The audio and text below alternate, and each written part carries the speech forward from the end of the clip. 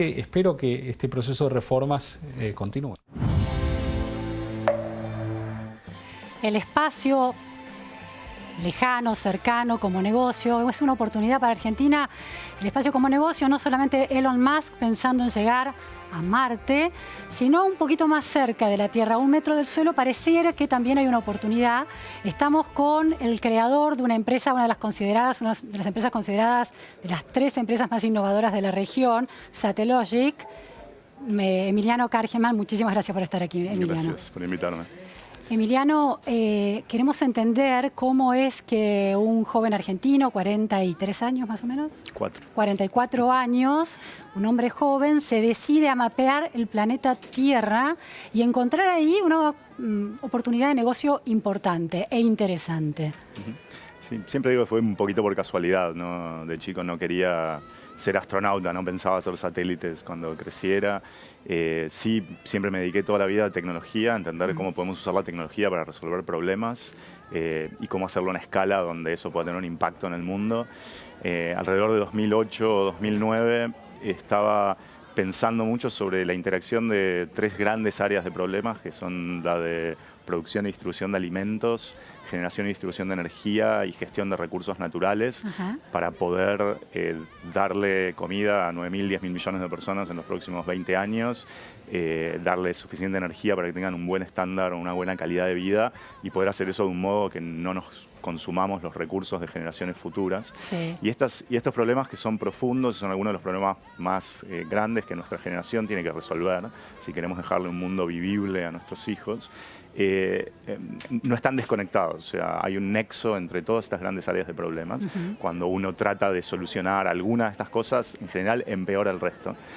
Y entonces tratar de entender cuál es la mejor manera de optimizar los recursos que tenemos en la Tierra para atacar estos problemas era una de las cosas que me empezó a interesar mucho en ese momento y que me empezó a apasionar. Y los satélites terminaron siendo la mejor herramienta para construir los modelos de toma de decisión que nos permitan entender cosas que están pasando sobre la superficie del planeta a un ritmo cada vez más acelerado. Ahora, estos son, la imaginación lleva a pensar en un satélite como un aparato de dimensiones que debe ser impulsado con, bueno, la NASA por detrás impulsando y transmitiéndole al mundo esa exhibición de poderío. Pero esto no es lo mismo, ¿no? Satellogic no está pensando en eso. No pensamos así. Justamente lo que yo vi en ese momento es que los satélites estaban muy bien posicionados para capturar datos sobre toda la superficie del planeta y ayudarnos a tomar a todos mejores decisiones todos los días. Pero que el problema que teníamos es que estos satélites eran estos objetos así sacralizados, súper caros, de los que había muy pocos. Y la razón para eso no era una razón fundamentalmente tecnológica, no es que no tuviéramos la tecnología para hacer más satélites y ponerlos en órbita, sino que era una razón justamente de los modelos de negocios. Al estar estos satélites impulsados por gobiernos, agencias espaciales y demás, no estaban optimizados para poder armar modelos de negocios sostenibles que permitieran gestionar, poner en órbita y gestionar la infraestructura para tomar mejores decisiones. Y eso fue lo que intenté romper cuando arrancamos con Satellogic a fines del 2009, principios del 2010. ¿Y tus satélites cómo son? Nuestros satélites entonces que estamos haciendo hoy son mucho más pequeños que los satélites tradicionales. ¿Del tamaño de una mesa? Del tamaño de una mesa, un poquito más grandes que esta mesa. Pesan unos 40 kilos y sobre todo lo más interesante es que cuestan miles de veces menos de lo que cuestan los satélites tradicionales. ¿Cuánto sale un satélite? Y un satélite tradicional que hace este tipo de cosas, que captura datos en alta resolución de la Tierra, puede costar varios cientos de millones de dólares. Nosotros hacemos satélites por cientos de miles de dólares que hacen lo mismo. O sea, cientos de miles. Sí, mucho más 100.000, económicos. 200.000. En ese orden. Eso nos permite pensar en poner muchos satélites al mismo tiempo, porque por el costo de un satélite tradicional, nosotros podemos poner cientos o miles de nuestros satélites en órbita. Ahora, ¿se lanzan cómo? Y los lanzamos desde cohetes, ¿no? Es como un flete un poco caro. Hoy contratamos cohetes, los últimos lanzamientos que hicimos 7 satélites lanzamos desde China, un satélite lo lanzamos desde Rusia. El próximo satélite que estamos lanzando ahora en septiembre va a ser desde Guyana Francesa, en un cohete europeo. Y después hoy estamos fabricando otros 15 satélites que vamos a lanzar entre fin de año y principio del año que viene. Y el objetivo es llegar a fines del 2020 con unos 90 50 satélites en órbita, Bien. capturando datos sobre toda la superficie del planeta. Cuando decimos satélites, aunque sean de este tamaño y lanzados no por una institución como la NASA, también van a estar orbitando alrededor de la Tierra. ¿Esto es así? Por supuesto, sí. Una vez Sí. que el satélite, el cohete te deja a determinada altura Sí, sobre sí. la superficie de la Tierra, pero a tal velocidad que te quedas orbitando, Claro. digamos, ¿no? Que hasta que el satélite no se frena, queda ahí dando vueltas. Entonces, Ahora, orbita alrededor del- lo interesante de tu propuesta es que ese satélite, que está a semejante cantidad de kilómetros de distancia de la superficie terrestre, va a estar obteniendo una información muy precisa, casi como con lupa, de todo el mapa terrestre. ¿Cómo es eso? Claro, cada satélite, como vos decís bien, orbita alrededor de la Tierra, pero la Tierra a la vez está girando debajo del satélite. Entonces, un satélite eventualmente puede cubrir toda la superficie de la Tierra. Sí. El tema es que tarda bastante tiempo, ¿no? Si vos estás mirando en mucho detalle, un satélite por ahí tarda un año en cubrir toda la superficie de Claro. la Tierra. Como nosotros estamos poniendo muchos satélites, tenemos la expectativa de que cuando pones, por ejemplo, 360 satélites, cubrís toda la superficie de la Tierra una vez por día. Entonces, lo que nosotros estamos montando es esta capacidad, la capacidad de mirar lo que pasa en toda la superficie de la Tierra el año que viene de manera semanal, eventualmente de manera diaria, metro cuadrado por metro cuadrado de la superficie de la Tierra para entender Claro. qué es lo que está cambiando, cómo está ¿Qué cambiando. información va a recoger? Cuando decís entender lo que pasa en la superficie terrestre, ¿a qué te referís? Imagínate que podemos ver cada árbol que hay en el planeta y poder tener un inventario de todos los árboles, ¿no? que hay sobre la superficie del planeta. Ver todo el territorio cultivado, entender qué se está plantando, cuánto va a producir, cuál va a ser el rinde de esos cultivos, poder ver toda la infraestructura que se está construyendo y desarrollando, poder ver autos, barcos, aviones, ¿no? La actividad económica del planeta, poder ver la calidad del agua, la calidad del aire. Entonces, tener básicamente una serie de capas de información que nos permitan hacernos preguntas sobre cosas que están cambiando todo el tiempo en el planeta y poder obtener respuestas en tiempo real. ¿Esa información es en términos de imágenes o hay otro tipo de información que se recolecta? Empezamos por capturar imágenes en el espectro visible y en el infrarrojo cercano, que son algunas cosas que a simple vista no podemos ver, pero que con los sensores que ponemos en el espacio podemos. Pero no nos limitamos a eso, o sea, eventualmente vamos a capturar datos del espectro de radiofrecuencia, datos de sensores en el piso.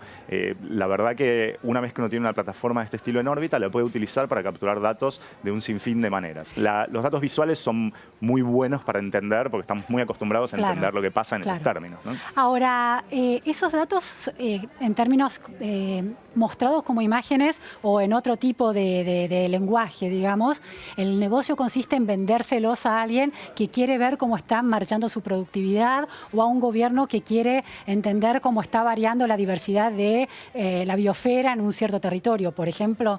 Tal cual, o sea, cuando estamos tomando tantos datos, imagínate la superficie de la Tierra, no sé, tenemos 150 millones de kilómetros cuadrados de tierra. Sí. Es imposible para alguien mirar un mapa, ¿no?, de todo el mundo, mirar los píxel a píxel una imagen en una pantalla y ver qué está pasando. Entonces nosotros capturamos todos esos datos y los procesamos con algoritmos de inteligencia artificial y machine learning, y lo que derivamos son conocimientos que les sirven a nuestros clientes para tomar decisiones. Y nuestros clientes pueden ser una compañía de petróleo que quiere monitorear un oleoducto para ver si hay problemas ambientales, o un gobierno que quiere poder tener un control sobre bueno, qué se está plantando, dónde se está plantando y cuál va a ser la seguridad alimentaria de su población en función de lo que está pasando con los cultivos en la región. Claro, la frontera agropecuaria, por ejemplo, que es siempre un tema de debate en la Argentina. Exactamente. Sí, o, no sé, la plataforma continental para entender vienen o no vienen los barcos de pesca.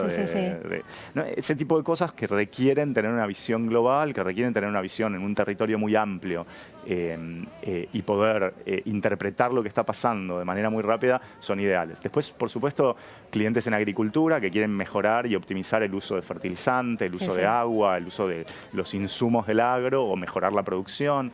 En forestación estamos haciendo muchas cosas alrededor del manejo y la gestión forestal. ¿Cuánto vale hoy la compañía Satellogic? Mira, somos una compañía privada, no cotizamos en bolsa, entonces obviamente hablar de un valor de la compañía uno lo tiene que hacer siempre en relación a alguna transacción y hoy por hoy nosotros hace tiempo que no tenemos transacciones de ese tipo, pero somos una compañía y tampoco nos desvela demasiado la idea de pensar cuánto vale la compañía. Nos ¿Hay desvela muchas mucho más. compañías como esta en el mundo?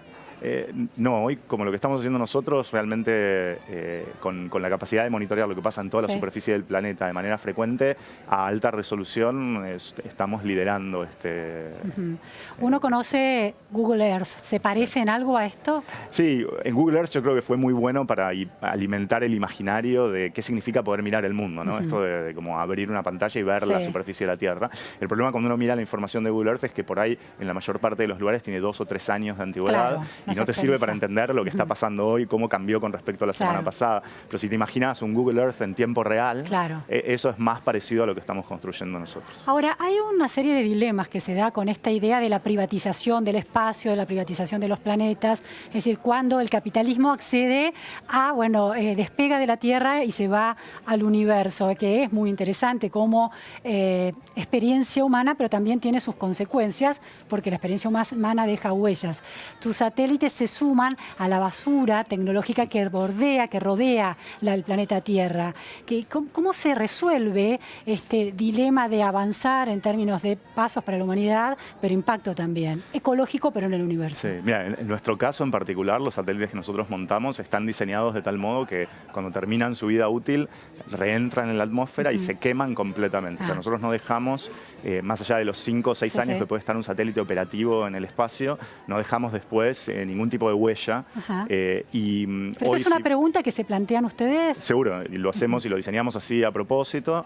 Y tiene que ver con la sustentabilidad también de esta que te hablaba antes, pero ahora la sustentabilidad del entorno de la Tierra. Obviamente el acceso al espacio a partir de la Tierra es algo que tenemos que defender para las futuras generaciones. Si nosotros llenamos las órbitas alrededor de la Tierra de basura, las futuras generaciones no van a poder acceder a todos los recursos del espacio que exceden en mucho los recursos que tenemos en la Tierra, ¿no? La Tierra es una porción muy, muy pequeña del universo. Emiliano, los grandes empresarios, las grandes compañías que de alguna manera aportaron al progreso, no tuvieron en cuenta que la velocidad de consumo de los recursos naturales iba a terminar impactando en el planeta Tierra. Hoy en día un empresario de tu porte, con este impacto global, lo empiezan a considerar dentro de su plan de negocios, dentro de su cosmovisión, y no digo como una cuestión filantrópica, sino como parte del bottom line del negocio. La razón fundamental por la que nosotros empezamos Satellogic es para trabajar específicamente sobre este problema, o sea, sobre el problema de cómo optimizamos los recursos de la Tierra para poder sostener a la población, para dar una buena calidad de vida a la población y para hacerlo de un modo que sea sustentable.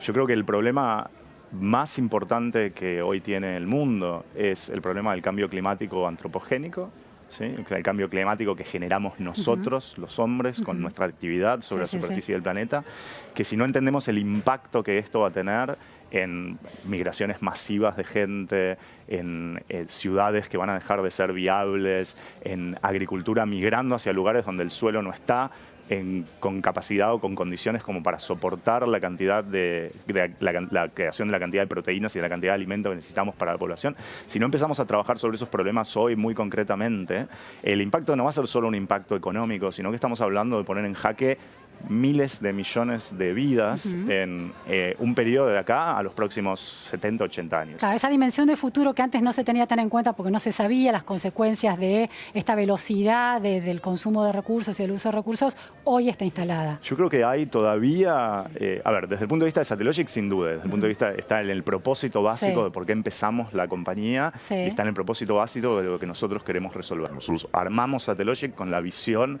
de ayudar desde nuestro lugar a resolver algunos de estos problemas que son lo que consideramos que son los problemas más importantes en los que deberíamos estar enfocándonos todos. Ahora, creo que todavía estamos muy lejos de darle la importancia y la relevancia a estos problemas que se merecen realmente y de poder accionar en la esfera pública y en la esfera privada con la velocidad que necesitamos accionar para atacar estos problemas. En largo plazo parece, bueno, muy lejano, nunca lo sentimos como un riesgo personal. Emiliano, Argentina, el ARSAT, se ha convertido como una especie de tótem adorado, respetado. ¿Cuán avanzada está la ciencia del espacio en Argentina y cuán razonable es sostener esa valoración del ARSAT en el mundo actual? Yo creo que Argentina ha invertido, digamos, hay pocas áreas donde uno puede decir que Argentina ha invertido de manera constante y consistente en ciencia y tecnología a lo largo de su historia. La industria espacial, desde los 80, sin duda, es una de esas áreas. Y Argentina tiene una capacidad y una historia espacial muy rica en la región y que pone al país probablemente hoy entre la primer veintena de países en el mundo en términos de capacidades desde el punto de vista espacial. Y en algún sentido nosotros, Satellogic, somos un producto de esa inversión que hizo el Estado consistentemente durante, no sé, 30 y pico de años en la ciencia y la tecnología del espacio. ¿En qué sentido? Desde la formación de CONAE, de la Agencia Espacial, todos los proyectos de desarrollo de tecnología dentro del INVAP, de satélites de científicos, ¿sí? Y ARSAT es un componente dentro de varias de las cosas que hizo Argentina en el espacio. En particular, ARSAT son satélites de comunicaciones. Los satélites de comunicaciones ARSAT que fueron integrados en Argentina son, al día de hoy, con respecto a los satélites de comunicaciones que se integran en el mundo, quizás no tan competitivos.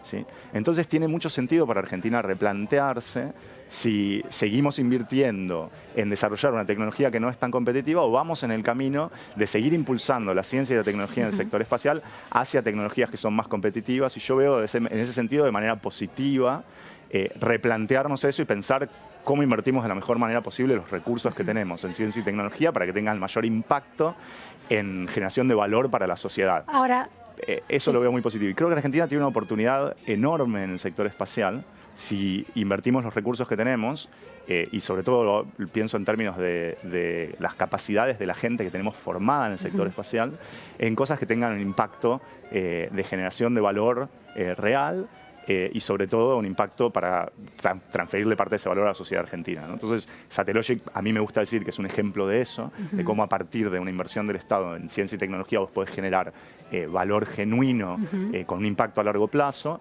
pero me gustaría que haya 100 empresas como nosotros en el país, ¿no? Ahora, vos has sido crítico y bueno, lo estás haciendo ahora de una manera muy balanceada en relación al ARSAT.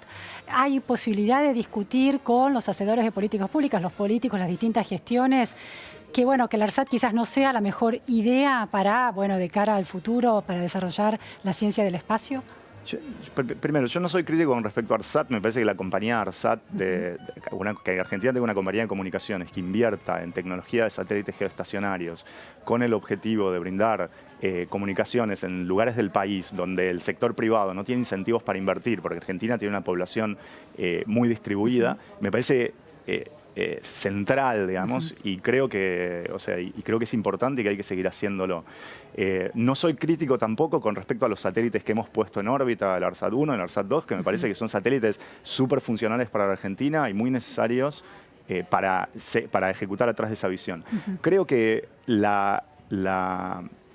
que frenar el desarrollo de ARSAT 3 por el costo que tenía ese satélite, contra las capacidades que iba a brindar, en el contexto de cómo había evolucionado la tecnología espacial, es una decisión acertada. También es acertada si uno puede encontrar, y junto con eso, encontrar mecanismos de crecimiento y de desarrollo para las capacidades que había desarrollado, en este caso INVAP, y parte de la comunidad, digamos, de ciencia y tecnología argentina atrás de la tecnología geoestacionaria. Hace poco se cerró un acuerdo entre INVAP y Turquía para el desarrollo de una compañía en conjunto para explotar y desarrollar tecnología geoestacionaria para comunicaciones. Y creo que ese camino está mucho más tecnológicamente, digamos, y desde el punto de vista del potencial a futuro, está mucho más acertado que haber hecho un ARSAT 3 con la misma plantilla que se habían hecho los satélites anteriores, siendo que para el momento en que se iba a poner en órbita, ya las capacidades iban a estar un poco viejas y iban a haber sido muy caras con respecto a otras opciones. Ahora, no sé si está claro. Sí, como quedó anacrónico de alguna manera. Pero no es una crítica ni al INVAP, ni a la compañía ARSAT, ni a al proyecto espacial argentino, Ahora, sino que es simplemente entender que eso se tiene que ir actualizando a medida que la tecnología avanza, ¿no? Pero digamos, detrás de esa lectura hay un rol del Estado, ¿no? ¿Cuán actualizado puede estar el Estado en relación a la evolución de estas oportunidades que aunan a la ciencia y al factor de emprendedurismo? ¿Es el Estado en Argentina capaz de interpretar cómo está moviéndose el mundo en estas tendencias tecnológicas tan sofisticadas y tan del futuro? Yo creo que sí, que ese es el rol del Estado y que es un rol que tiene que asumir y que es un rol que el Estado argentino, con los distintos colores políticos, ha asumido a lo largo de los últimos 30 y pico de años en el sector espacial, en el sector nuclear y en algunos otros sectores, por ejemplo el biotecnológico, donde se han hecho y se han tomado decisiones de política y entendiendo como política el hecho de decir vamos a hacer esto y no vamos a hacer esto, por ejemplo, ¿no? O sea, uno después puede criticar específicamente decisiones y decir estoy de acuerdo con esto, no estoy de acuerdo con esto, pero me parece que ese rol central el Estado lo tiene que tomar. Obviamente el Estado argentino tiene una limitación cuando piensa en ciencia y tecnología, que es una limitación mucho más central, que es el 0,25 o 0,30% del PBI que invertimos en ciencia y tecnología, cuando para tener un proyecto de país que pueda generar valor a partir de la ciencia y tecnología de manera sostenible y a largo plazo deberíamos estar hablando de una participación porcentual de 10 veces eso del PBI. O sea, deberíamos estar hablando del 2,5 a 3% del PBI en ciencia y tecnología.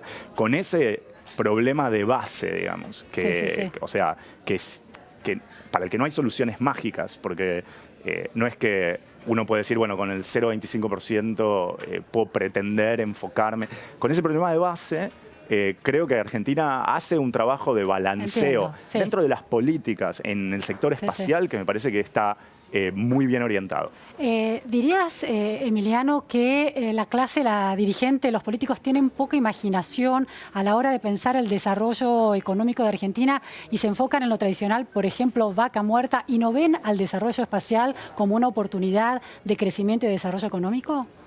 Yo no creo que haya un problema de falta de imaginación. Creo que hay, por supuesto, y de nuevo... Pero hay un problema. A ver... No pueden imaginar el espacio como un lugar de desarrollo económico. Yo creo que hay cambios culturales importantes que Argentina necesita atravesar, digamos, y uno puede impulsar estos cambios culturales desde el gobierno, digamos, uno puede... Pero todos los cambios culturales son difíciles, son profundos y llevan mucho tiempo. Creo que el sistema científico y tecnológico argentino en general es corto de vista cuando se trata de generar valor a partir del conocimiento. O sea, tenemos el sistema científico y tecnológico argentino, la cultura del sistema científico y tecnológico argentino es una cultura muy de el desarrollo científico por la ciencia misma, ¿sí? Por la excelencia y por la ciencia misma. Hay un prurito ideológico en pensar que la ciencia se desarrolla también, se relaciona también con la economía y el crecimiento de una sociedad. Hasta que no entendamos que es nuestra responsabilidad moral dentro del sistema científico y tecnológico argentino el generar valor y distribuir valor al resto de la sociedad a partir de nuestro conocimiento, y no interpretemos que eso es una de las funciones primordiales de un científico, ¿sí? Hasta que no podamos hacer eso, creo que cualquier otro pensamiento acerca del rol de la ciencia y la tecnología en el sistema productivo argentino va a estar frenado por una cuestión cultural muy básica. Entonces, yo lo que te diría es, cuando uno habla, casi en cualquier gobierno, con la gente que está tomando decisiones más arriba, este entendimiento es fácil de llegar. Y te diría de nuevo, independientemente del signo político, es fácil tener esta conversación y es algo que se entiende. Obviamente cuando esto tiene que bajar a través de toda una estructura, ¿sí? Que está muy imbricada con una cultura y con un pensamiento acerca de la ciencia y la tecnología y del rol de los distintos sectores productivos y de las potenciales tensiones entre Argentina industrial versus Argentina del agro, que son falsas desde el punto de vista económico, pero que están muy imbricadas en la cultura. Es muy difícil es muy difícil empujar este cambio a lo largo del tiempo. Y sin embargo, yo te diría, en ese sentido, si bien nos estamos moviendo lentamente, yo creo que por lo menos nos estamos moviendo en la dirección correcta. Bien. Tengo una última pregunta, Emiliano. ¿Cuál es tu formación? Yo soy Estudié matemática en la UBA, Sí. estudié filosofía en la UBA y no me recibí de ninguna de las dos cosas. Así que Bueno, tengo una un autodidacta de alguna manera. No, le debo mucho a la educación pública argentina. Yo ya la primaria en la escuela pública acá, terminé la secundaria en una escuela pública en Argentina y fui a la universidad pública. Así que soy un producto de la educación pública argentina, si bien para vergüenza de mis padres nunca logré Tus padres recibir. psicoanalistas, ¿no? Padres psicoanalistas, además hacker de adolescente, estuviste en Singularity University en Estados Unidos y lograste este emprendimiento. Se dice siempre que la Argentina produce pocos ingenieros y otra cosa que se dice mucho es que la interpretación de datos como los que vos recoges, tu empresa Satellogic recoge, no solo necesita ingenieros, sino también sociólogos, filósofos, escritores. ¿Cuán cierto es todo eso? Totalmente cierto. O sea, creo que el mundo que viene es en un montón de sentidos un mundo muy distinto al mundo que pasó.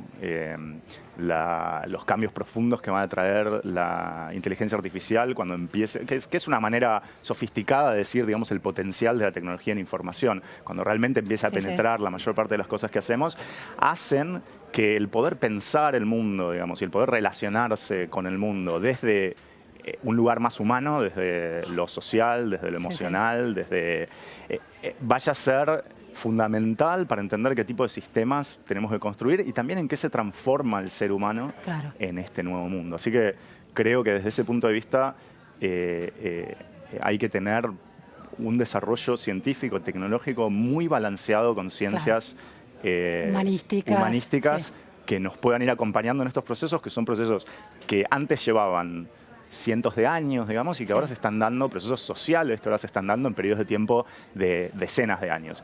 Y eso requiere una capacidad de reflexión y una capacidad de pensamiento que si lo dejamos solo a los matemáticos y a los ingenieros, vamos a tener un problema. Muchísimas gracias, Emiliano. Muy interesante realmente este paseo por el espacio y una mirada distinta. Nos vamos a un corte en la repregunta, noticias a fondo y enseguida volvemos.